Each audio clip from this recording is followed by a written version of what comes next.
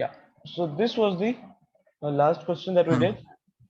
These This is question number 2. We did the A part. We calculated the period. We calculated the percentage uncertainty in period. And how did we calculate it? We used the same rules, like the 6 basic rules for fractional and simple uncertainties, and we found this value of percentage uncertainty in T. Then we did the same for length, and from there we used the both structure. We used the both uncertainties to find the total uncertainty in the value of G. Now this is There were part C. two there were two methods to solve the to get the uncertainty 4.2. Yeah. So one was like, so the two methods were like, one in one you can use fractional uncertainty, and then find the percentage uncertainty. Or what you can do is you can add up percentage uncertainty directly. So the thing is, like what I told you was, fractional uncertainty and percentage uncertainty, you can use either of them. The method will remain the same. So just like in fractional uncertainty, when we add uncertainties in multiplication, in percentage uncertainty we'll do the same. We'll add the uncertainty to get the uncertainty of the answer. Okay, so this thing will remain constant. Okay, now part C says the values of L and T are used to calculate a value of G as 9.751 meter per second square. By reference to the measurements of L and T, suggest why it would not be correct to quote the value of G as 9.751 meter per second square. Now, what do you think? Why would it not be So accurate?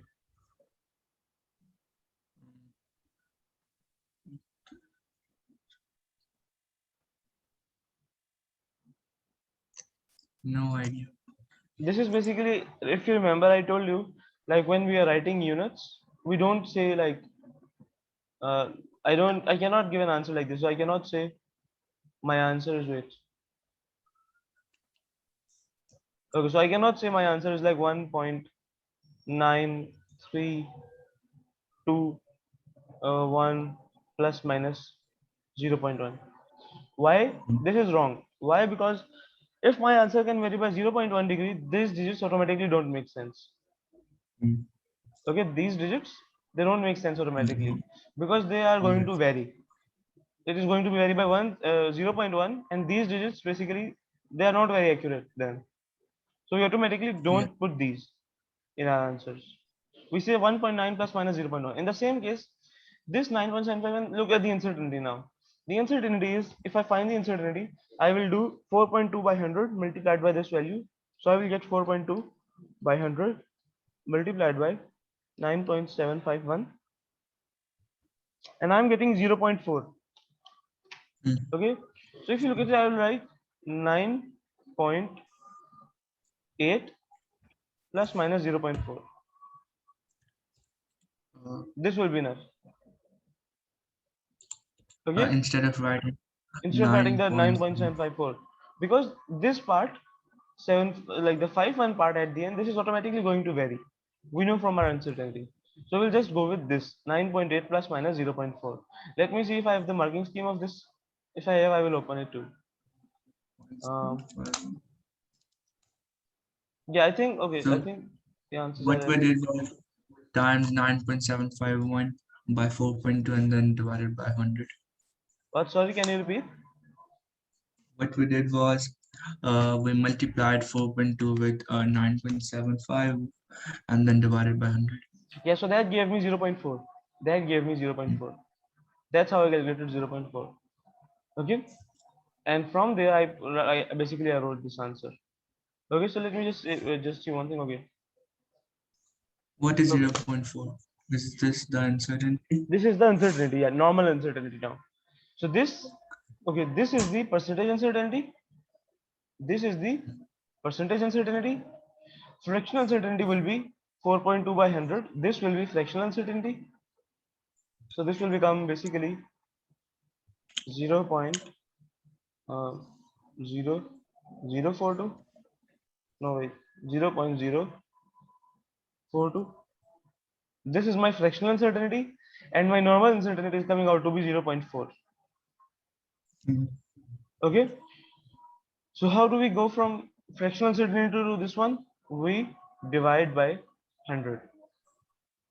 Wait, we divide by 100 to go from percentage uncertainty to fractional uncertainty. And to go from here to here, what we do is we multiply this with the actual value. Like if we have g, then what I will do is I will find the fractional certainty 9.0. Wait, sorry. From percentage uncertainty, what I will do is I will find the fractional certainty.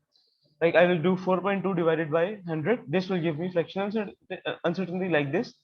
And from there I will multiply it with the actual value. The actual value here is 9.751. So I'll multiply it with that to find 0.4. This will be my actual uncertainty. Okay, so this is the method to go from one to another. Okay, use your answer in B to determine the absolute uncertainty in G. Hence, state the value of G with with its uncertainty to an approximate number of significant figures. Okay, now this one is okay. Let's look at this one. In this one, they want us to find the absolute uncertainty. What is the absolute uncertainty that you can write in this form? So basically, if you have 5 plus minus 1, then plus minus 1 is the absolute uncertainty. This is not a fraction of the original term. This is not a percentage of the original term. This is just absolute. Like this is first 5 plus minus 1 centimeter. So it means that your reading can vary by 1 centimeter. It can be either 1 centimeter more or 1 centimeter less. That's what this means. Right? So we are finding this absolute uncertainty now. We will use our answer in B. So let's look at our answer in B. So our answer in B was 4.2%. So do we have the value of G? Do we have the value of G? So they are given us the values of L and T are used to calculate a value of G as 9.751 meter per second square. So this is the value of G. And now we want to find the absolute uncertainty. We want to find the absolute uncertainty. What we will do is we will simply first convert this percentage into a fraction. So this will become 4.2 over 100. So let me change the color. I don't think if it's really visible for you. So I'll make it right. Okay. So first we will convert this into a fractional certainty 4.2 by 100, and then I will multiply it with my actual value of G, which is 9.751. 9.751, let's say. In my calculation, I'm using 9.751, but in my answer, I will not.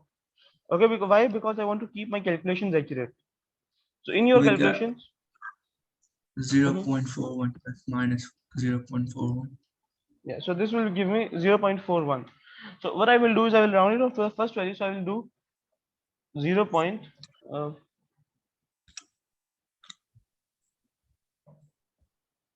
0.4 plus minus 0.4. So this is my uncertainty. And since this is 0.4, so in the first part, in this part, You grab it with I know 9.8. that this part does not make, this part is the only significant one, and this part does not make sense. Yeah. So this one On is, it, okay. So I will wait, write 9 point, it will not be 9.7, it will be 9.8. we always take the value to one decimal place. Not one decimal place, the place value of your, the first non-significant digit in your uncertainty, we will round it off to the same place value. So basically in this case, the first significant digit was over here in the uncertainty in the 10th place. Yeah. So we'll only write till Yeah. this one. The all the digits that are after, like x, y, something, we will not we will not write those. The last place value should be the same in both of these cases. So that's what we will do. So this will be our answer. Okay. State the most appropriate instrument or instruments for the measurement of the following. The diameter of a wire of about 1 millimeter. So now for this, if you remember, we made a table that I sent you in the notes, in the one book notes that we are making. So in those notes, we made a table. So let me show you.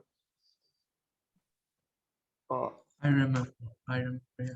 okay. So if you remember, you will know that basically the diameter the diameter of a wire, that is about 1 millimeter. So 1 millimeter is a small measurement. So which instrument can we use to find this? Sorry, what?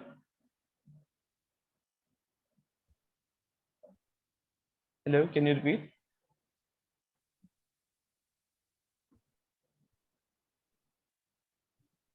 Hello, can you hear me? Wait, I don't know. There was some network issue. I don't know. Okay. So this is the first thing we want to find is the diameter of a wire of about 1 millimeter. So 1 millimeter. Mm. So in that table, if you remember, I told you some uncertainties of like vernier caliper, micrometer, screw gauge, and meter rule. And micrometer screw gauge is the one that is the most sensitive one.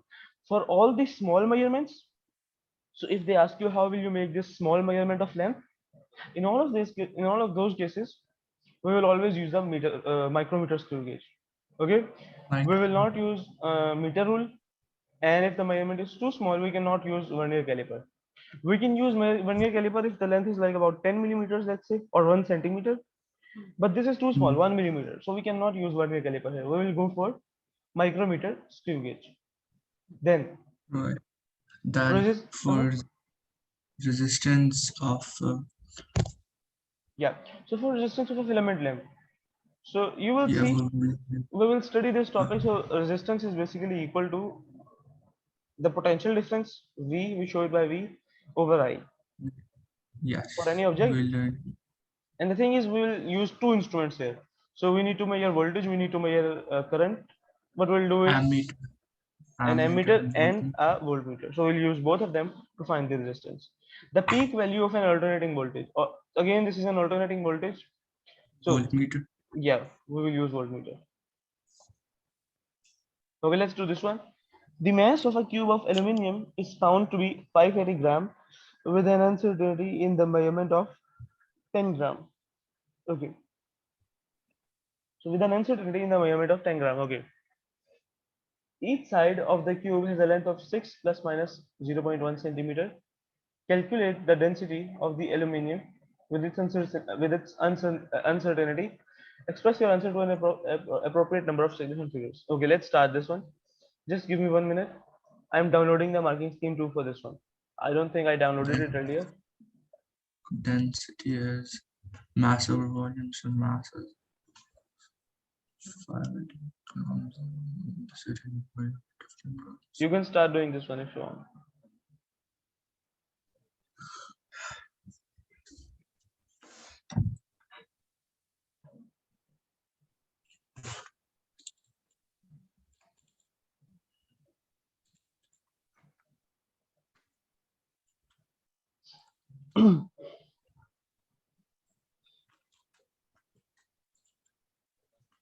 So, what do you think you will do in this case?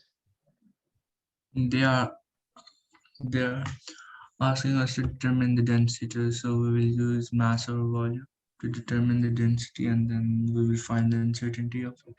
Yeah. So, finding the density is easy. You can say. Okay. So, finding density is not very difficult thing to do. But Hmm. the real thing they are asking is the uncertainty of density, and this is a 5 mark question. So let's start. So I've also downloaded the marking scheme now. So this will work. Okay. So yeah, how will we start? First thing we know is we need to write the formula of density. So density, we show it with rho. M over So this is not P, this is like this. This symbol is like this. Not P exactly. Kind of like this is called rho. density. This is equal to mass over volume. So from here I can find the density, the magnitude of density without the uncertainty. So this will be, I have to convert it into, okay, so they are asking the answer, if you look at the units of the answer, they are asking grams per centimeter cube. So this means this should be in grams and this should be in, this volume should be in centimeter cubes. So we don't need to change units. Also you have to like notice this thing. If they are asking for an answer in SI units, if it is like kg per meter cube, then in that case we would have changed the units, but now we don't need to because the units in the answer are the same ones as they are in the question. So we'll do 580. So this is a cube. Okay, so this is a cube and the length of the cube is 6 centimeter. So we know Hmm. like from basic, this is basic maths, that the volume of a cube is length cube. 6 So this will be 6 yeah, cube yeah, 216, 580 over and this will 580. give me, can you calculate? Yeah, it would give you 2.685. Yeah, so let's write it like 2.685. This is Hmm. not how we are going to write the answer, but it is a better practice to use more significant figures in your workings. So when you are working, use more figures, and when you are writing the answer, only then round off. Okay, try to round off as less as possible during the working. Okay, so this is density. Now the next thing is we want to find the uncertainty in density. Now I know that these both values, mass and volume, they are being divided, right? If they were being added, then I would add their uncertainties. Then I would just do plus minus 10 plus minus 0.1, right? But now they are being divided. So I know I'll have to deal with fractional uncertainties, because whenever there is division, multiplication, or things are in powers, like volume to the power of something or something like that, in that case I have to use fractional uncertainties. So if you notice one thing, we have calculated volume, but in the question we don't have the uncertainty of volume, right? So what we can do is we can find the uncertainty of volume first. So let's minimize the whole question and let's do it in one step. So how will you do that? So I will write a new formula is equal to meter, and instead of writing volume I will write length cube. Okay, there is nothing wrong Meter, with this formula. is it meter or mass? Oh, sorry, mass. Sorry, it is not meter. I think I mispronounced it. It is mass. It is not meter. So mass divided by length cube. And from here, what I can find is I can write it like this. So this means that the fractional uncertainty in row over row, this will be equal to basically what? Fractional uncertainty. Okay, keep note of this. Over m plus 3 times. So if you remember, whenever you have a power, you have to use this. Okay, and why I'm putting this plus? Because if you are dealing with multiplication or division, in those cases we have to add these fractional uncertainties to get the final uncertainty. So I will get, this will be equal to dm over m. So this is 10 by 580. Okay, so 10, if you see over here, 10 by 580, the units will cancel out. So in this case we don't need to worry about the units. Plus 3 times dl, which is l? That is 0.1. The dl is 0.1. 0.1 over, what is l? L is 6. 6, okay. And this is equal to dp over p. Okay, d rho, sorry, d rho over rho. And if I want to find the density, I know that this is divided by density, right? So what I can do is, Yes. to just turn this into a single step, I will take this density to the other side, and I know that this will be multiplied by density, which is equal to 2.685. Okay, clear? Now we can easily do this calculation. We have just reduced it into one step, and we can simply do this calculation now. 10 divided by 580 plus 0.3 by 6 multiplied by 2.685. This is giving me 0.18. Now this 0.181, let's keep it like that, 0.181. We will change it in the final answer. This is my actual absolute uncertainty. So my reading can vary by 0.181. So now if you look at it, this 0.18, you can see this is varying. Okay, so what I can do is I can round it off to 0.2 plus. 0.2. Simple as that, 0.2. And similarly, if I'm rounding it off to 0.2, then from here I can basically take these two values and I can say that this one will be also rounded off to 2.7 and plus minus 0.2. So this will be my answer, and I will write 2.7 plus minus 0.2. So here we have our answer, and yeah, clear? Clear. Perfect.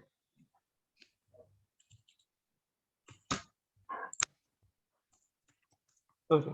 Now distinguish between systematic errors and okay. Let me show you the marking scheme for this one too. So let's see what they are actually giving us marks for. So let's move it. Let's move over to that quickly. And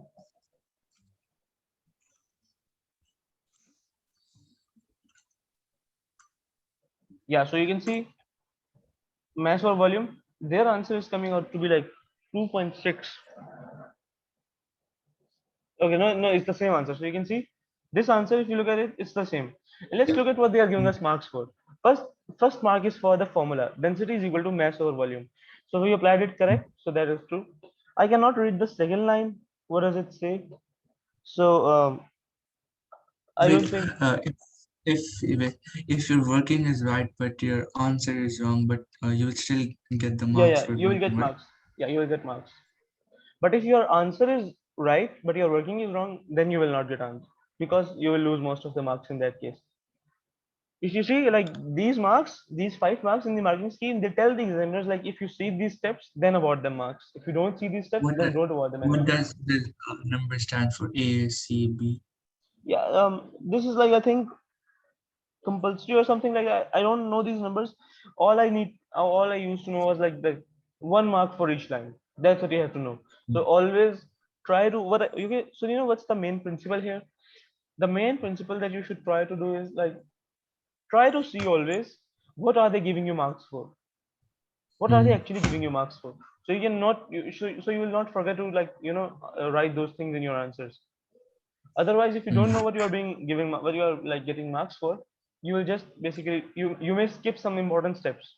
You may arrive at the right answer with the right working, but you may miss some mm. steps. So always look at the marking schemes for that, like what you have to write and what you But should not write.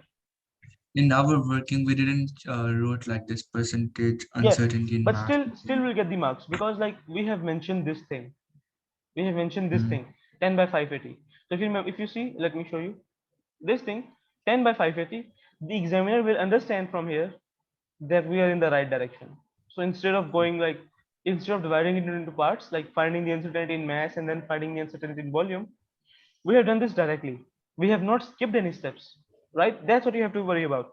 You don't have to skip steps. You can combine those steps into single one.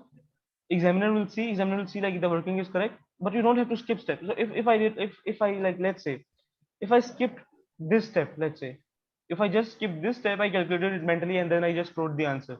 In that case, I will not get any marks. But here I have written this step and I have explained what I am doing. Okay. So this is even if in the marking scheme it's saying like percentage uncertainty, even if we don't do percentage uncertainty, we can still be accurate. Okay.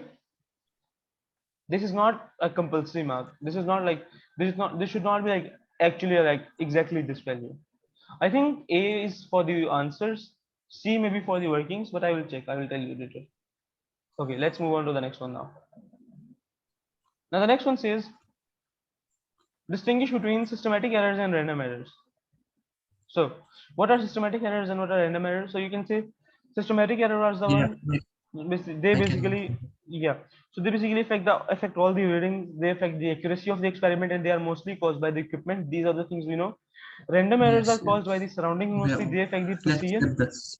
Yeah, so the marking scheme of this one will be in systematic error there is a constant error in all reading, so all readings carry the same error, cannot be eliminated by averaging.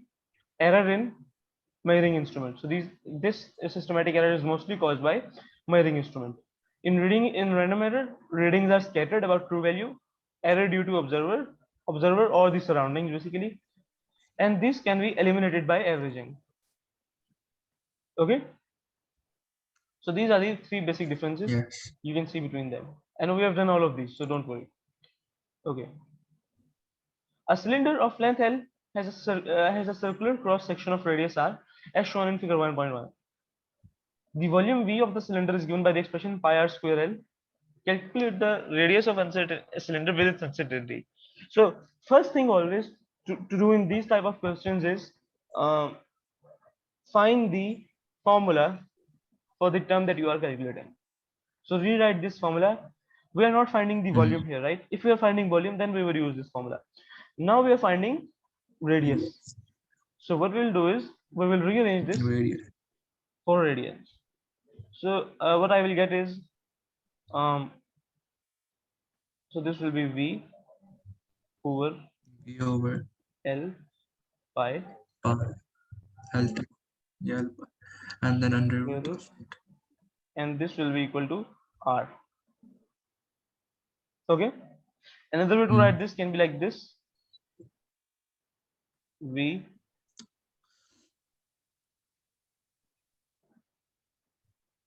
to the power of 1 over 2.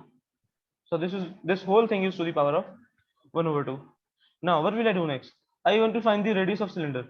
So first I will find the radius of cylinder simply by using this formula, and from here I will put V as 15. Okay, so our answer is in centimeters.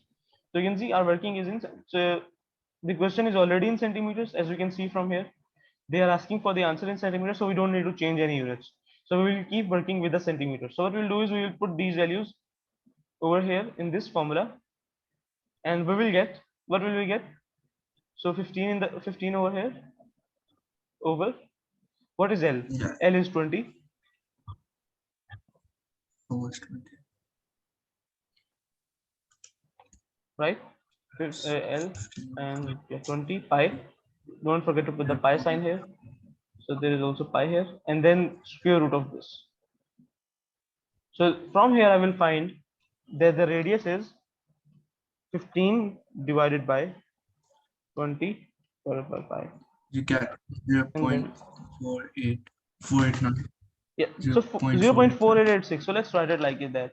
So we will not round it off right now. We will round it off at the end. So right now I'll just write 0.4886 like that. Okay, I have not rounded it off right now. I will round it off after I will know my uncertainty. So again, we know there is division and there is power in this question, like it is to the power of 1 by 2. So I know that we cannot just So we add will the use uncertainties. I need to find the fractional uncertainties again. So what I will do is dr over r. Now we know that when we have a power equal to over here, the power comes out. So this will become 1 by 2 multiplied by the uncertainty of this whole thing. And what will be the uncertainty of this thing? This will be the basically dv dv over v plus dl over l. pi won't be considered in this. Yeah, pi won't be considered. Pi is a constant. Pi has no fractional uncertainty. In this one, we only deal with fractional uncertainty. So this will be our fractional uncertainty in R. Okay. And Yeah, if I want to find dr, I can just take r to the other side. So let me write this formula first, so we can just plug in the values in the next step. So dr, it will be basically equal to r by 2 multiplied by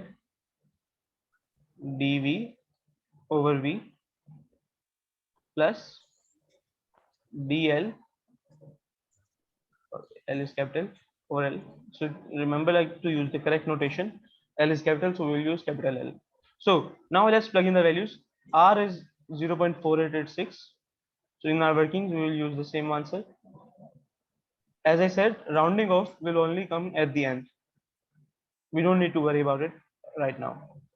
Right now, we'll try to maintain as much accuracy as possible so we can get accurate answers. Okay, so what is V? What is the percentage? What is the fractional uncertainty in V? It is 0.5. So I will say 0.5 over 15 plus uncertainty in L, which will be 0.1 by 20. node 1 over 20. And this will directly give me my answer dr that I'm looking for. This will give me, let's find this now, 0.5 by 15 plus multiplied by 0.406. So this is giving me 0.00936. Let's say 0.00 0.00. 4. Now I Yeah. can now I'll round off. So I can see that this I will round it off to 0.009 like always. 0.009. Mm. This will be my absolute uncertainty. And so as I can see, this is ending up to the third digit. So in this case, I will round this value to 0.489 like that. Why? And I will say, Why? Just why? round it off to 0.5. No. We don't always round it off to the first value. I have to see what's the most significant figure in my uncertainty. So as I can see in my uncertainty, it is the 10th, 100th, and then this value. This is the third value after the point. So in my Mm. actual answer, I will go up till the third value after my point. After that, I will stop. This is what you have to keep in mind. So this will be 0.4. We don't have to always go for 0.5. That will not make sense. We have to go for the value at which basically our uncertainty exists. So up till this value, we can say that this is pretty much accurate. So let me show you.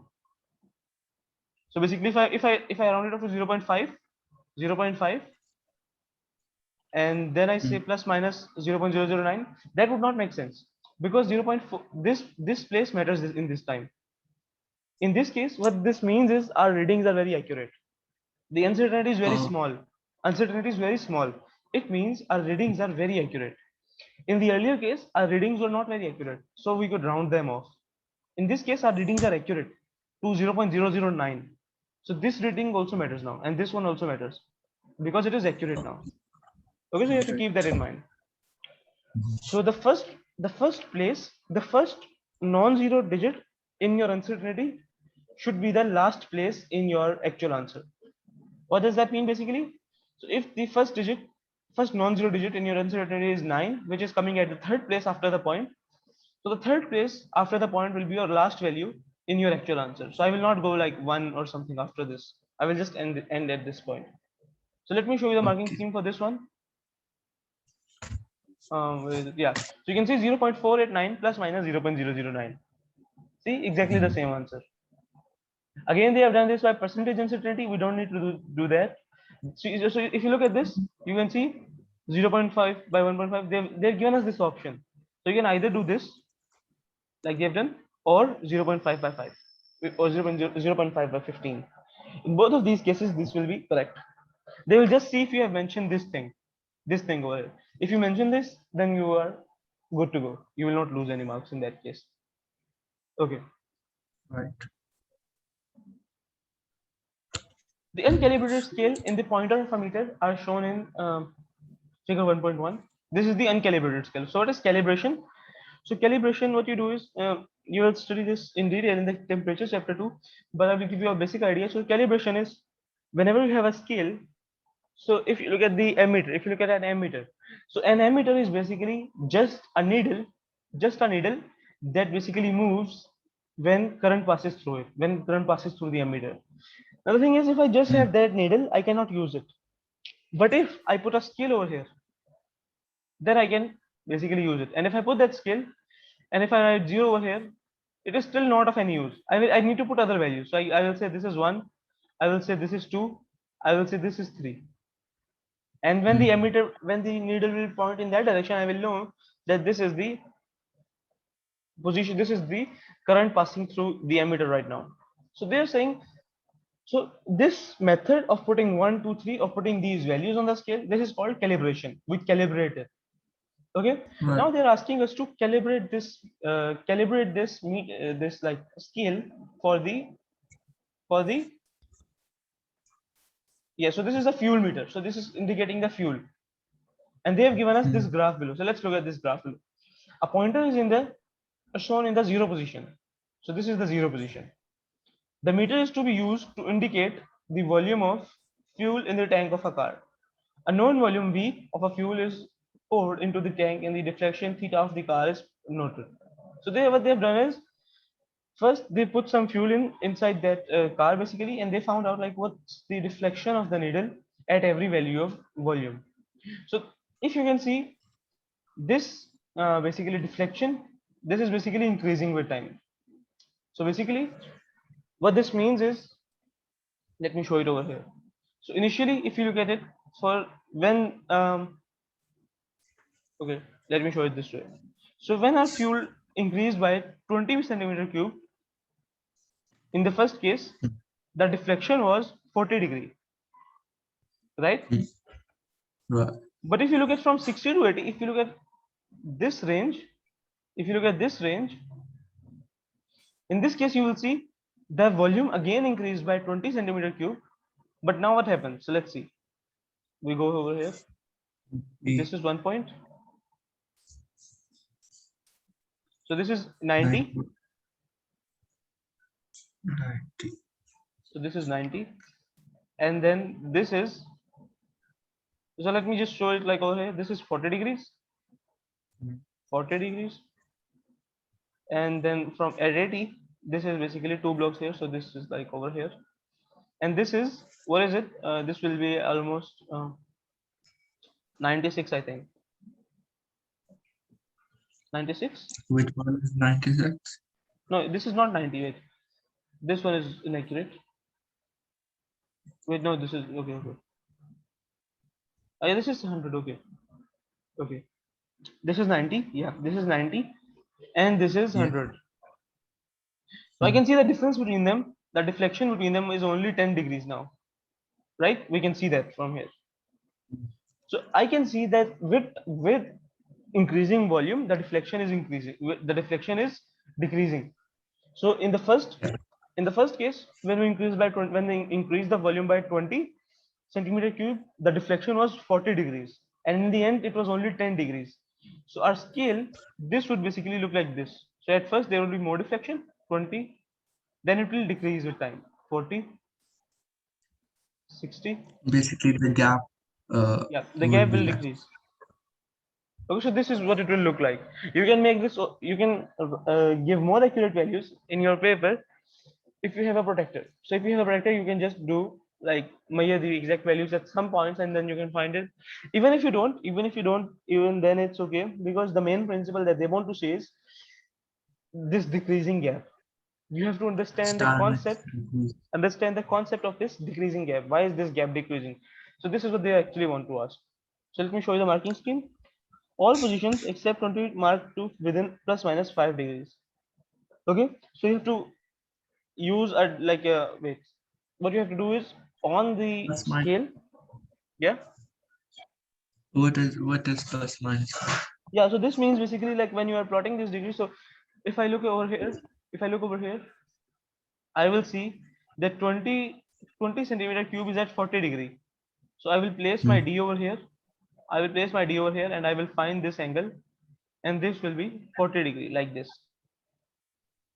Okay. Hmm. Now they're saying, now they know that the readings can fluctuate. Okay, so like basically if someone has a wrong D, basically in different protectors, what you can do is you can like this can vary a bit. So they have said that this can vary by 5 degrees. So you can it can start from 35 degree and it can end till 45 degree. They will accept the answer in that range. That's what they are So we saying. need to draw the values by using a D protector. I cannot. I'm doing it on a laptop. I cannot do it. No, when I take a print out of it, and then I can Yeah. use So the what you will do is protector. you will just place your D over here. You will just place your D over here, and from D Hmm. you will see the 40 degree mark. 40 degree mark over here. It will be somewhere over here. Let's say, and you will just put a point over here, and then you will join them with the help of this line. And in the middle, where this line will meet the scale, you will put the 20 degree mark. Then you will do the same for this one, the same for this one, and then same for this one. So all you have to do is like just plot 4 points. They will be enough, and you will automatically see that the gap between them is decreasing. Okay, so that's the thing they want to ask actually. Okay, so let's move to the on figure 1.1. Calibrate the scale as at 20 into 10 to the power of 3 cube centimeter cube interval. So they are saying calibrate it as like 20 centimeter cube marks. So 20 at then 40 then 60 then 80. That's what they want to us. That's what we will do. You can just simply do this by using a protector. And the second part, mark a possible position for the volume of 1 into 10 to the power of 5 centimeter cube. 1 into 10 to the power of 5 centimeter cube. So this basically means 1 into 10 to the power of 5 basically means 100 into 10 to the power of 3, right? Right. So you have to do this one roughly. So what you will do is, just by rough calculation, you will see it will come almost like over here, because the gap is decreasing, and also you will get your mark 100 mark almost over there. Okay, all these values, this is 20 into 10 raised to power 3, this is 40 into 10 raised to power 3, this is 15 to 10 raised to power 3, this is 18 to 10 raised to power 3. For that reason, I have converted it into this form. Instead of using 10 to the power of 5, I have converted it into this form. So we can understand that basically it's the same set of values. It's related to the other values. Okay, so you can see from the graph. So if you see from the graph, let me also clarify it from here. So this is in 10 to the power of 3 centimeter cube. So 60, 80, 100 will be somewhere over here. And if I extend this graph, I'll get something like this, maybe. Okay, and then I can basically, roughly, I can I can get an idea that my value will lie somewhere over here. So I can even use I the have graph, or I can use the protector. when we're drawing the values with the help of protected, the values will be in uniform, isn't it? The value will be in, Uniform, like 20 and then a meter gap, and then it would be 40 and then 60. yeah, the values, yeah, it will be uniform in this way, that it will give you accurate value according to this theta. But the relation between Mm. volume and theta is not uniform. Get this point, okay? The relation between your protector and theta is uniform because all the values are equally spaced. Yeah. But we want to plot volume here. We are not Mm. plotting degrees. This is not 20 degree, 40 degree, 60 degree, 80 degree, 100 degrees. I know. Then you can draw the values like approximate your estimate instead of using a protector. Like what I was saying, can you repeat? Like we can mark the points 20, 40, and 60 without even using a protector. Yeah, Like you just can. make Yeah, an estimate. you can do that. You can do that. So one simple way to do that is, like, imagine the 90-degree mark. So 90-degree mark would be Yeah. somewhere over here, and I know that the 40-degree mark will lie over here in middle of these two. So this will be actually 20 degree. The 40-degree mark that I've shown, this will be actually 20, like the 40-degree mark. So the 20-degree mark, sorry. Okay, so like you can use tricks like these to estimate it. That will be correct too. But even if you have a protector, that will be more accurate. Okay. Suggest one advantage of this scale as compared with a uniform scale for measuring fuel volumes in the tank of the car. So this is a conceptual question. Suggest one advantage of this scale. Why will you use this scale? A scale that looks like this instead of a normal scale that will go like 20, 40, 60 at equal intervals. Why instead of using equal intervals, you are using this scale? Can you think of an answer? What was the question? Why are you, the question is, why will you use this scale instead of an equally spaced scale? So instead of using a scale that says 20, 40, 60, 80, 100 at equal intervals, why are you using this one? Hmm. The reason for that is, this one To be more becomes accurate. more accurate when we are close to zero. So when your fuel is about to end, Hmm. you can actually very closely see where is your fuel right now, right? So if you're using a uniform scale, Yes. you don't need to be very sure. If your fuel is between 80 and 100, it is like, okay, yours like, it is okay. So I don't need to be that sure, like, where is the fuel actually at? But when your fuel is like from 0 to 20, in that case, you need to make decision like should I refuel my car or not? And if you're deciding that, you will basically need more sensitivity. So for that reason, there is more gap between 0 and 20 as compared to 80 and 100. So that's why this this scale is basically more useful in this case. Okay, because it has greater Yep. sensitivity. Okay, so we can do this one. We can do 6 part A. I wanted to do this one, so let's do this one. A student takes readings to measure the mean diameter of a wire using a micrometer screw gauge. Okay, so he's measuring. So have you watched those videos? I sent you some videos like from micrometer, screw gauge, and vernier caliper. Have you watched those? No. No? Okay. So don't forget to watch those. Those are very important. I've told you this like for the fifth time now, I think. So I'll say, whenever you get the time now, watch those videos on vernier caliper and micrometer, screw gauge. Like they're just 7-minute videos. They will not take much time. Okay, so the questions are: make suggestions, one in each case, that the student may adopt in order to reduce a systematic error in the readings. So we know that the systematic error is the one that is carried equally in all the readings, and zero error is basically one example of the systematic error. So whenever you see systematic error in case of length, always say there might be zero error in the screw gauge or in the vernier caliper or in the meter rule.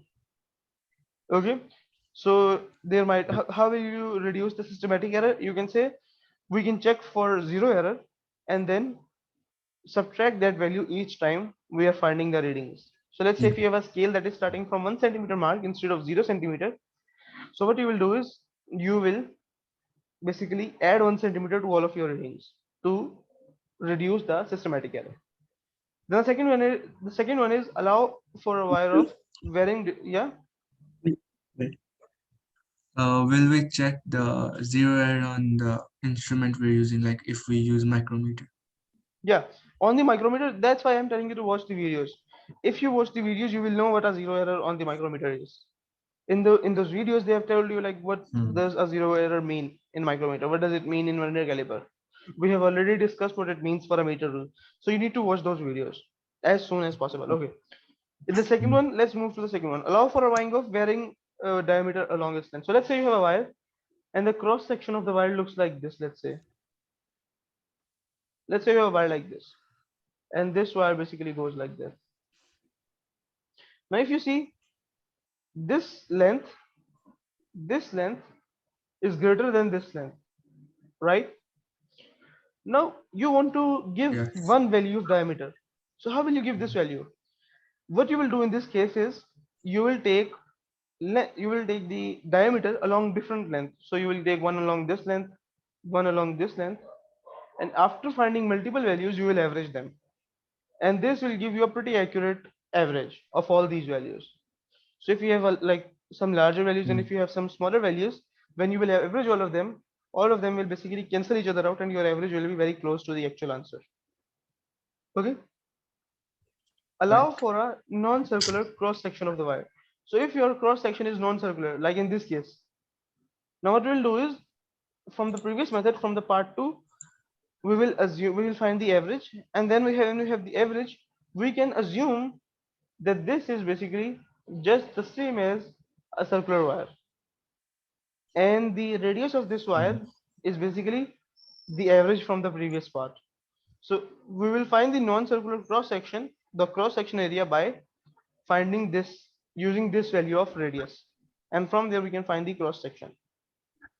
Okay, so this is important. So you have to think very scientifically, you can say here, like how are you going to deal with this problem? So if you have varying diameters, always the diameter can be, so one thing you have to keep in mind is that your diameter can either increase or decrease.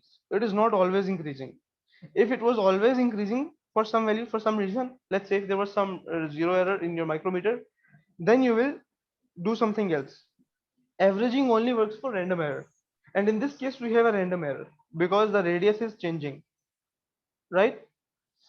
So in this case we will use the random error method, and that is averaging. We will take the average of these values, and then in the second method we are finding the cross section. We are finding the cross sectional area. In that case we will use this value of radius from the second part. Okay, so if, why Right. am I doing this? Because if I use one of these values, let's say I use this value, and just in case if this value is greater than the original value, in that case I will get the very large answer as compared to what I should have gotten normally. And if I use a smaller line, in that case I will get a very small answer. Both of them will be more incorrect. So the best method is to use an average value. That's what you should go for. Okay, Mm. so I will stop the recording here.